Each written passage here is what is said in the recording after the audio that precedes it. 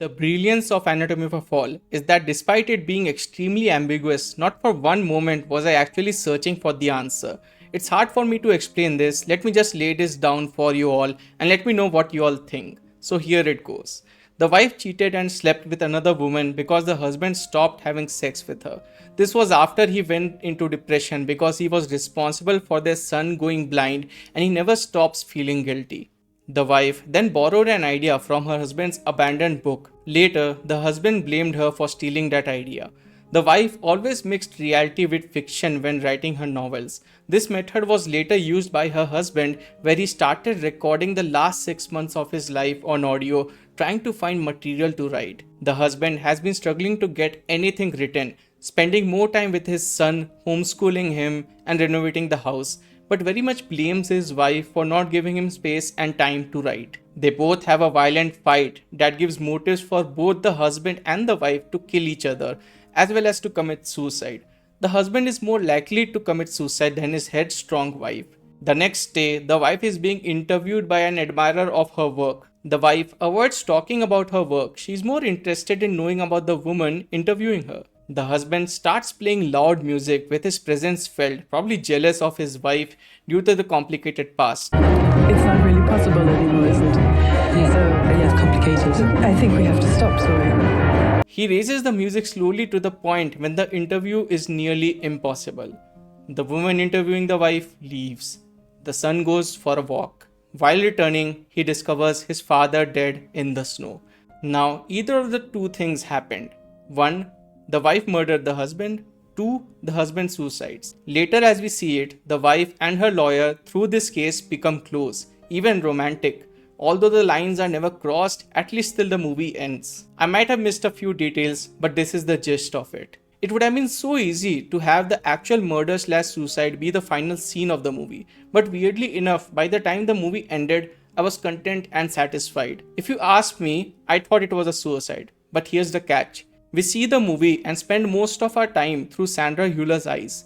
We just get a couple of scenes with the husband. The rest of the time, we always hear from other people and what they think about the husband, and that is what is presented to us, the audience. I think there is a movie out there called Anatomy of a Fall told from the husband's perspective, but it would be way less interesting because it would stop when he died.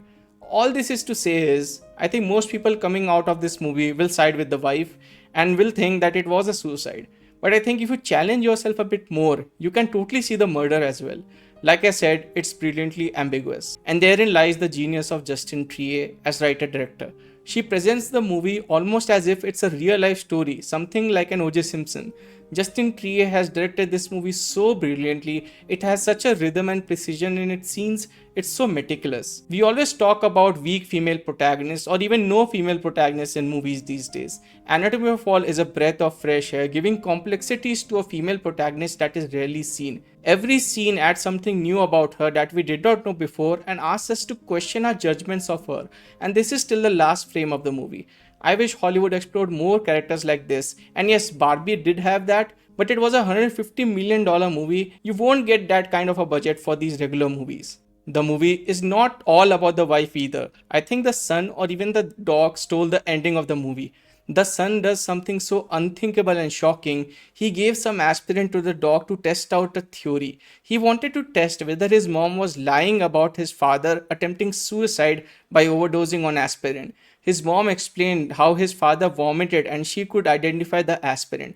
Soon after, the dog fell sick. No one knew why.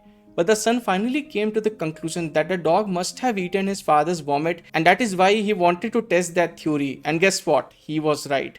The dog again fell sick the exact same way as he did before, which did mean that his father was actually suicidal and that he did take the pills, and that he actually did vomit and his mom was telling the truth. This was a very key scene as this shaped the son's decision to testify in the court. There is ambiguity over this particular scene in the car with his father. Il est peut-être fatigué, hein. S'occuper toujours des autres. Peut-être qu'un jour il n'en pourra plus. C'est possible.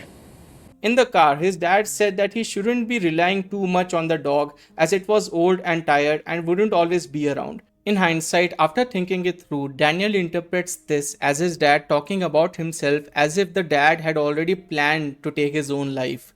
Some people say that the son is protecting his mom by fabricating this particular scene, while others believe that the scene in the car actually happened. I fall in the former camp. I think in the end he protected his mom because deep down he knew that his mom was innocent, and that is what he chose to believe in the end.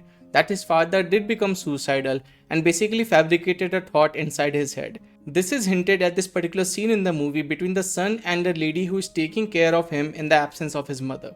Tu dois choisir. Donc il faut un monter qu'on est sûr. I really loved all the characters in the movie, even the minor ones. Everyone has a force about them. And a special shout out to the dog. I mean, just look at the intensity of his stare, it's unbelievable. Yes.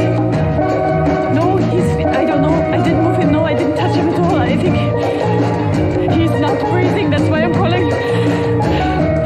I'm also very surprised why people, instead of celebrating Sandra Hüller and Justine Triet for Anatomy of a Fall, are instead pissed at the fact that Barbie, a $1.5 billion movie, did not get a Best Director and a Best Actress nomination. Well, guess what? The biggest movie of the year rarely gets nominated. Check the history of the Oscars. No one complained when Top Gun Maverick missed out on those categories. It is literally the exact same situation, or even Dune. Also, I would understand that if instead of Greta Gerwig, some other white male dude got nominated. But no, we still had a woman who was nominated, who was much more deserving in my opinion. And yes, we can always have two women in the Best Director nominations, but no one had Justine Triet getting in, like literally no one. So isn't that a good thing that she was a surprise nominee? I just don't get all the fuss about it. In the end, Anatomy of a Fall is a triumph in filmmaking. It's not groundbreaking, it's sometimes even unoriginal in its screenplay. We have seen these kinds of movies before. But to quote Fight Club, everything is a copy of a copy of a copy. And Anatomy of a Fall is a courtroom drama done right. You could even call it Anatomy of a Marriage. And the thing I loved most about it is that it never picks sides, it never gives answers, it just asks questions. If you like this video, please do hit that like and subscribe button, and many thanks for watching. I wanted it to be the obsession of a child. This child is here tonight. Thank you, Milo, for giving us way more than your 13-year-old.